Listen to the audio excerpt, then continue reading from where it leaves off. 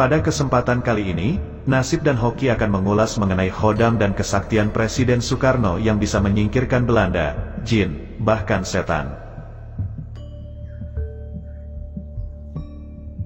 Upaya pembunuhan terhadap Presiden Soekarno dilakukan lebih dari 7 kali dan tidak ada yang berhasil. Banyak yang percaya bahwa lolosnya Presiden Soekarno dalam upaya pembunuhan ini karena kesaktian yang dimilikinya. Presiden Soekarno dianggap memiliki banyak ajimat dan benda pusaka yang melindunginya. Kesaktian yang dimiliki Presiden Soekarno dipercaya sebagai kesaktian tiban, artinya beliau memiliki kesaktian tersebut secara diwariskan dan tanpa mempelajarinya. Pada awalnya, Presiden Soekarno dilahirkan dengan nama Kusno, namun karena pada waktu semasa kecil jatuh sakit yang lumayan parah, namanya pun diubah menjadi Soekarno. Setelah kondisinya sehat, Soekarno kecil kedatangan kakeknya yang bernama Harjo Dikromo dari Tulung Agung. Kakeknya melihat bahwa Soekarno kecil memiliki suatu kesaktian, yaitu sebagai seorang penyembuh melalui jilatan lidahnya. Hal ini sangatlah wajar, karena Soekarno kecil lahir dari garis keturunan orang yang memiliki ilmu kesaktian, bahkan leluhurnya yang bernama Mangundiwiryo memiliki ilmu idugeni. Melihat potensi kesaktian yang dimiliki Soekarno kecil, sang kakek pun bertirakat dan berpuasa agar Soekarno kecil bisa memiliki kekuatan batin serta bisa mendayagunakan kesaktiannya untuk kepentingan orang banyak. Pada saat melakukan tirakat dan puasa tersebut, kakeknya bermimpi didatangi oleh laki-laki misterius dengan pakaian bangsawan Keraton Mataram kuno. Laki-laki misterius tersebut mengatakan bahwa Soekarno kecil adalah seorang raja, tidak hanya di tanah Jawa saja, melainkan di seluruh Nusantara. Semenjak mimpi tersebut, kemampuan Soekarno dalam menyembuhkan orang dengan menjilat menjadi hilang, dan berganti dengan kemampuan berbicara yang sangat luar biasa. Selama hidupnya, Presiden Soekarno dipercaya didampingi oleh beberapa khodam dan memiliki berbagai kesaktian. Yang akan kita bahas pertama kali adalah khodam Bung Karno.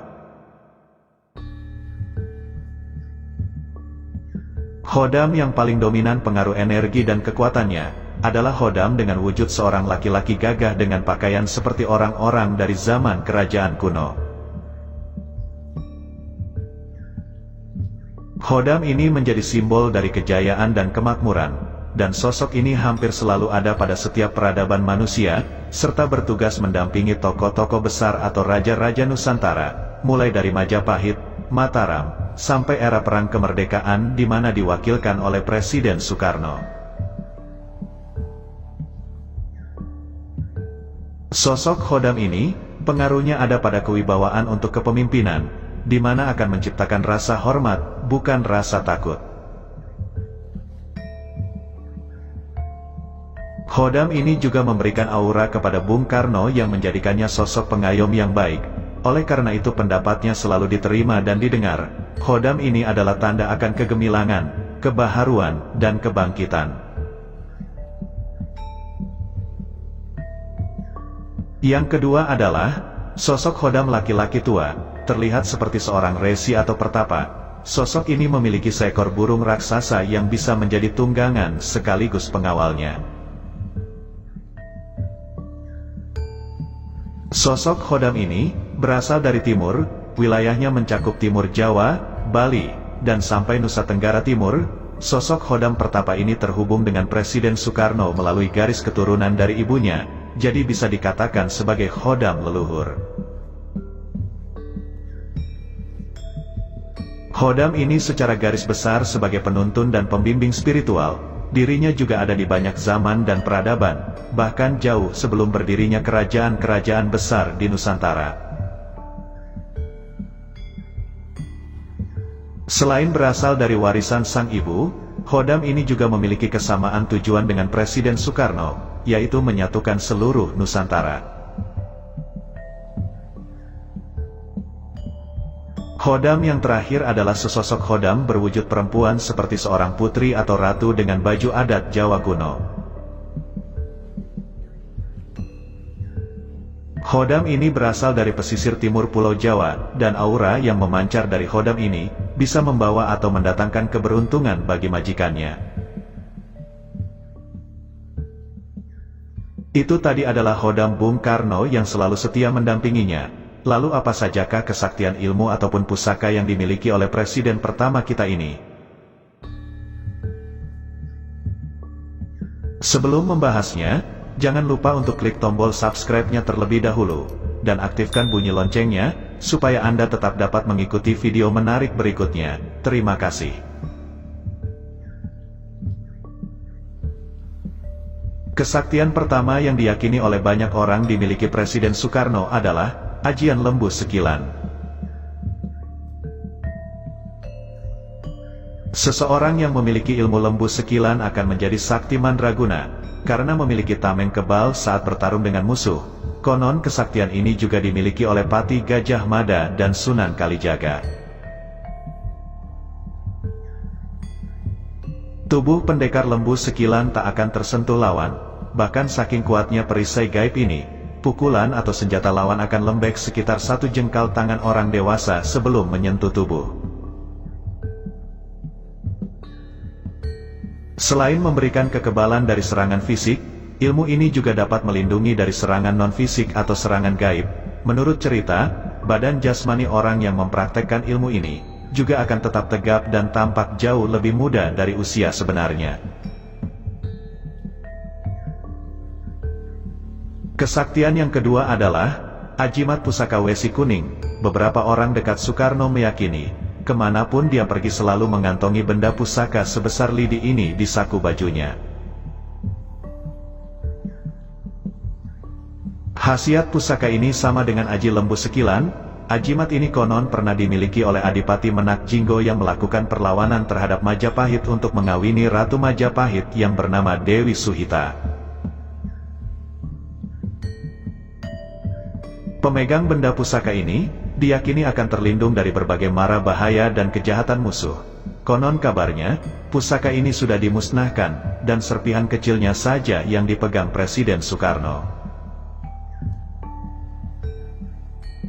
Lolosnya Presiden Soekarno dalam berbagai upaya pembunuhan, mulai dari pelemparan granat di Cikini, serangan bom, hingga penembakan saat Salat Idul Adha, semakin menguatkan opini publik mengenai ajimat dan kesaktian pusaka itu. Kesaktian lain yang dimiliki oleh Presiden Soekarno berasal dari tongkat komando yang selalu dibawa kemanapun dia pergi. Tongkat itu diyakini memiliki kekuatan gaib, karena berisi keris kecil yang sangat sakti.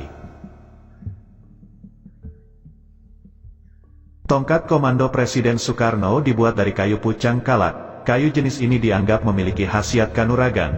Konon bila ditaruh di atas air, maka bayangan kayu ini akan menyerupai ular yang sedang berenang. Kelebihan tongkat komando ini, sanggup melindungi pemegangnya dari bahaya yang mengancam. Selain itu juga sanggup meluluhkan hati para lawannya, menimbulkan rasa iba, dan bisa menambah karisma dan kewibawaan. Kesaktian keempat yang diyakini dimiliki Presiden Soekarno, berasal dari sebilah keris pusaka peninggalan Perang Puputan Bali. Keris ini pernah digunakan Raja Singasari untuk berperang dan telah menelan banyak korban jiwa. Keris ini merupakan warisan dari ibunda Presiden Soekarno, yaitu Ida Ayu Nyoman Rai yang masih keturunan Raja Singasari. Ujung keris ini telah berkarat karena terkena darah orang-orang Belanda yang tewas terbunuh oleh keris tersebut. Setiap kali Presiden Soekarno mendatangi Bali, wilayah itu kerap dituruni hujan. Hal ini sangat disyukuri masyarakat Bali yang wilayahnya kerap dilanda kekeringan pada waktu itu, dan hal ini juga dianggap sebagai kesaktian Presiden Soekarno.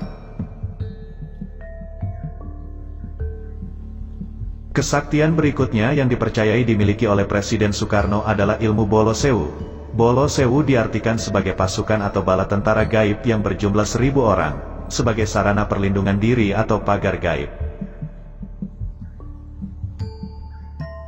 Ilmu ini pernah teruji pada saat peristiwa Salat Idul Adha tanggal 14 Mei tahun 1962, di mana seseorang tiba-tiba menembakkan pistol ke arah Presiden Soekarno ketika ia sedang sujud. Si penembak itu berada 4 baris di belakang Presiden Soekarno. Belakangan, diketahui bahwa si penembak mengaku kesulitan membidik sasarannya, karena melihat 2 orang yang mirip dengan Presiden. Tembakan tersebut tak mengenai tubuh sang presiden sedikitpun. Kesaktian terakhir yang dimiliki oleh Presiden Soekarno, dipercaya berasal dari cincin batu merah delima yang selalu dipakai di jari manis tangannya. Pusaka dari jenis cincin merah delima ini, dipercaya mampu memberikan energi yang besar dan menambah kewibawaan. Namun sayangnya, cincin ini diketahui telah hilang semenjak tahun 1963, tepat saat lawatan beliau ke Yogyakarta. Peristiwa hilangnya cincin merah delima Presiden Soekarno saat itu, diyakini terjadi karena pemilik sebenarnya, yakni Kanjeng Ratu Nyai Roro Kidul mengambilnya secara gaib. Hal itu dikarenakan, selama cincin itu tidak di tangan Sang Ratu Pantai Selatan, kerajaan gaib Laut Selatan banyak digempur oleh kerajaan-kerajaan gaib di sekitarnya. Oleh sebab itulah, dengan sangat terpaksa mustika tersebut diambil dari jemari Presiden Soekarno. Semenjak pengambilan cincin merah delima itu, Presiden Soekarno secara berangsur-angsur hilang kesaktiannya. Beliau pada akhirnya dengan mudah dijatuhkan oleh lawan politiknya, dengan tipu daya yang amat terstruktur dan sistematis. Demikianlah video mengenai Khodam dan kesaktian Presiden Soekarno, yang dipercaya atau tidak, mempunyai andil dan cerita tersendiri dalam memperjuangkan kemerdekaan Indonesia. Semoga video ini dapat bermanfaat dan dapat menambah pengetahuan Anda. Jangan lupa tuliskan komentar atau pendapat Anda mengenai video ini. Sebagai penutup, admin doakan agar Anda sekeluarga selalu sehat, selamat, dan berlimpah rezekinya. Amin.